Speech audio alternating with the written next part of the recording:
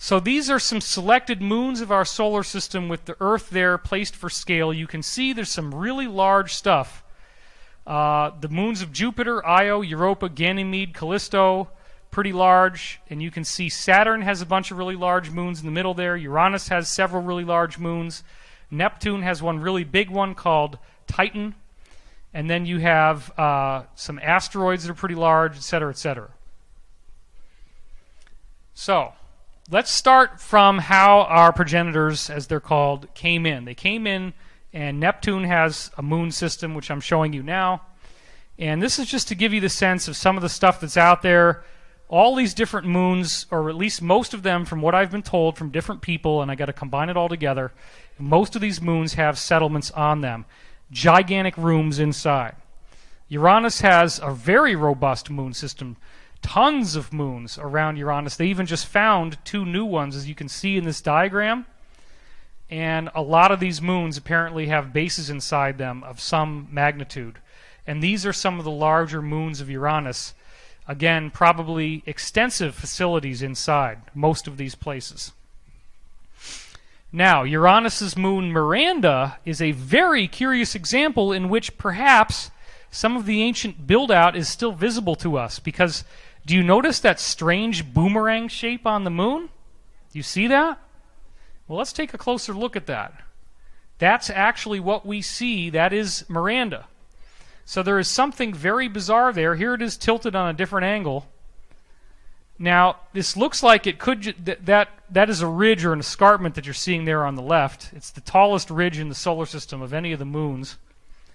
There's a clear geometric structure there, which you can see based on the triangles that I put in on the right.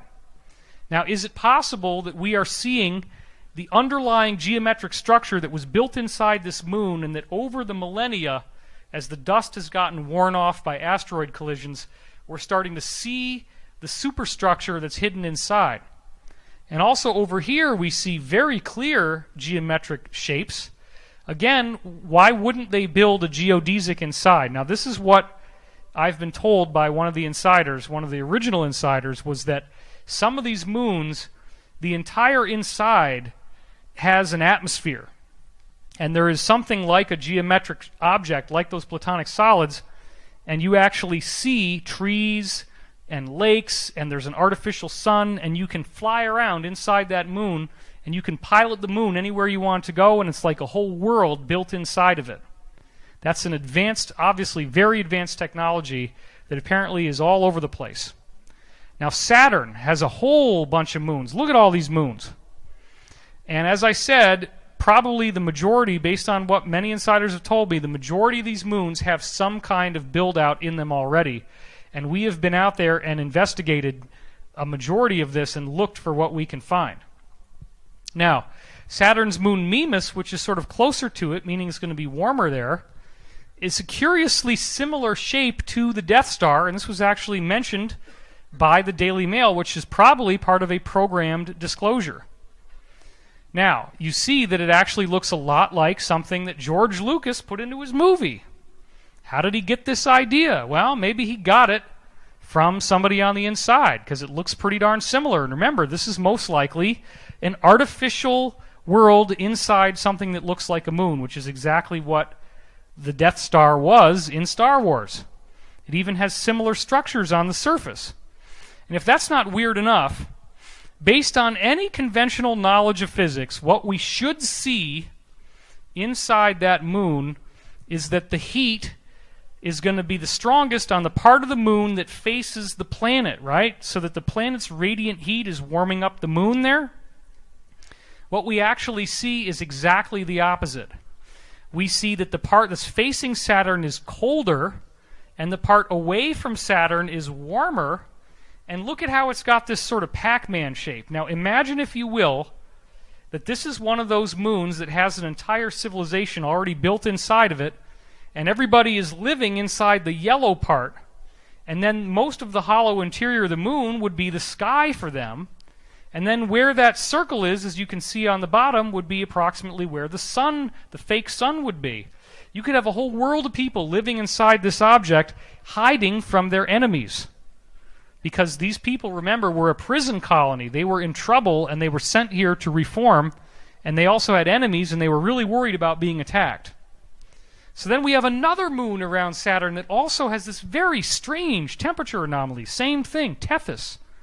Again, it doesn't seem to make sense, but maybe one explanation is that this is where the civilization is, and that it's still in operation. Apparently there's a lot of people here in our solar system even now.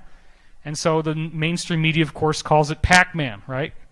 Just to try to make light of it, but then they're getting you to ask questions. And Blinky is nowhere to be seen. Oh my goodness gracious.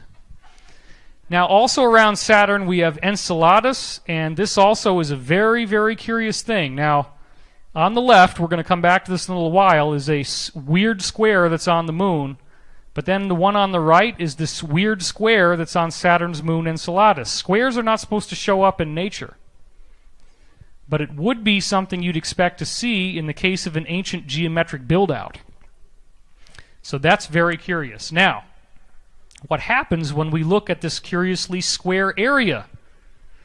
Well, the curiously square area has curious heat that's not supposed to be there in exactly the square shape. You see that down there on the bottom right?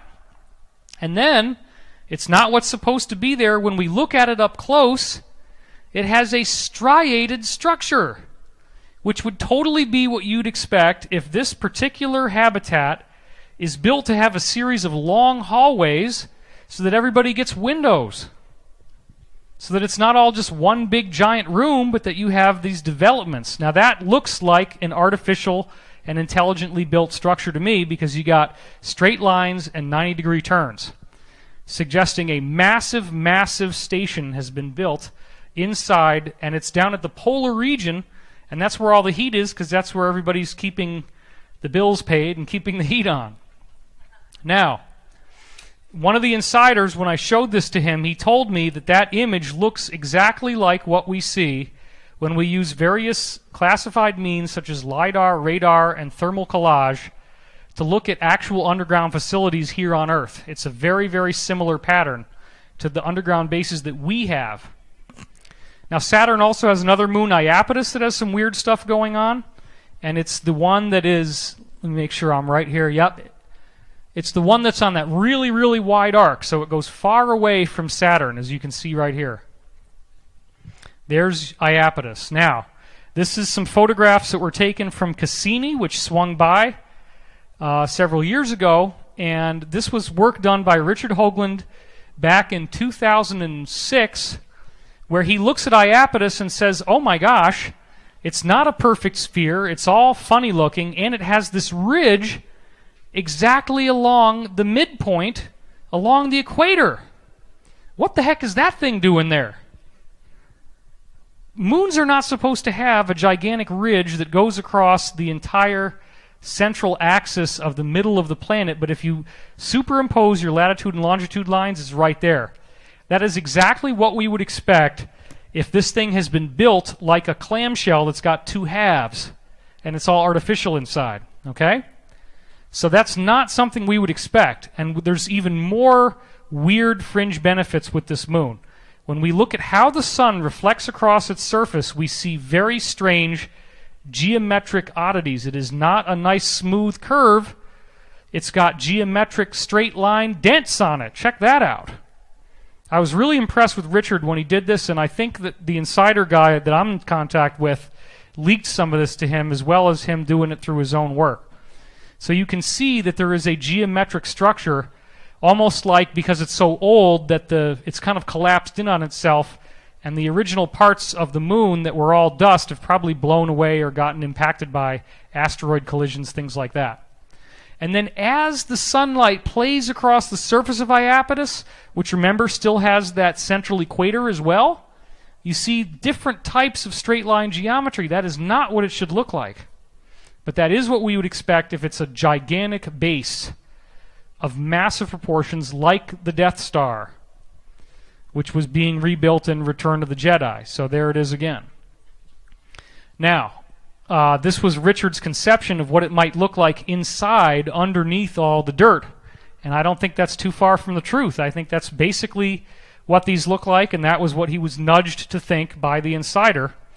And the idea here is that at some point, this group, which probably had a population of hundreds of billions of people at the apex of their civilization, their enemies came back and they got wiped out. Now, another thing I want to show you before we get into that story is this particular asteroid. It's very compelling, 433 Eros. It's kind of shaped like a potato. And this is from February 14th, 2000. And what we're going to see here is a NASA page, September 26, 2000, called Square Craters. Oh, right, yeah, because asteroids have square craters. No, they don't. They're not supposed to. But look at what we're seeing here. You can actually see at least 4 very clear squares in a straight line. Now think about what this probably means. These are gigantic square rooms built for people, because remember, look at the scale there. That's 500 meters. So these are really, really large, because remember, a meter is 3 feet. So we're looking at 1,500 feet across, and actually more than that. So these are like 2,000 feet across, these 2 large squares, from one side to the other. So we're dealing with almost, it's about a half a mile wide from one side to the other inside these squares. That's a big frickin' room. But if you're 70 foot tall, it's not going to be as big. And what probably has happened is that over the millennia, the roof has collapsed in on these facilities. So now you're seeing a totally abnormal, non-natural square geometry. And if you look there on the right, you see there's 2 more little squares as well that also appear to be artificial in nature. And those are just the most obvious ones that they're allowing us to see. Now Mars, apparently, also the moons Phobos and Deimos, are totally hollow inside, and that's why they look so lumpy, because they have really collapsed over time, because most of that hollowness hasn't supported the external structure. So originally they were more round, and they've sort of collapsed.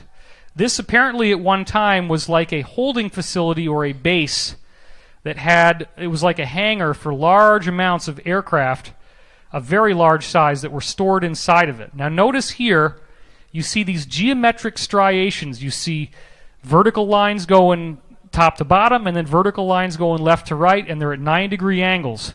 That is probably the remainder of the original superstructure that was holding it all together. And that original superstructure, again, is just showing up as some of the stress lines and stress marks that we see on this moon. So you can kind of see now the 9-degree angles of the original, the ribbing. These are the original supports that were built inside before it shrank.